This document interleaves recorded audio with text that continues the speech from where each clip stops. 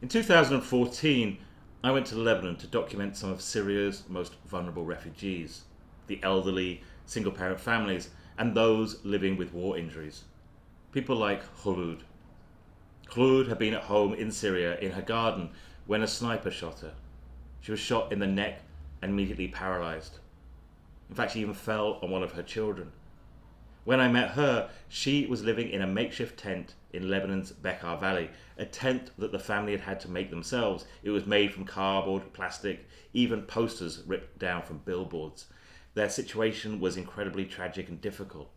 It's hard to explain, but despite their incredibly difficult circumstances, whenever I would visit and leave, I would feel uplifted by their incredible spirit and resilience.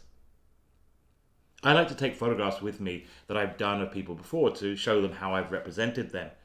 In my bag, as I kept visiting Khulud and Jamal, I had the photograph that I'd taken of them 2 years before, but I'd been very nervous about giving it to them because I thought, won't this just show them that nothing has changed? When they see this photograph and they see the same bed, the same tent, they will think our lives have been stuck in limbo. But I thought, no, I have to give it to them. So one afternoon I was sat there and I reached down into my bag and I took out the photograph that I'd taken 2 years before of Khulud and Jamal.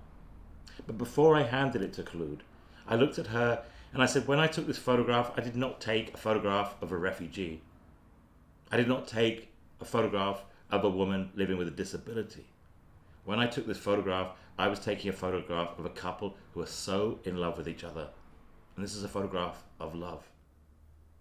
And that's the moment I realized I am not a war photographer. I document love.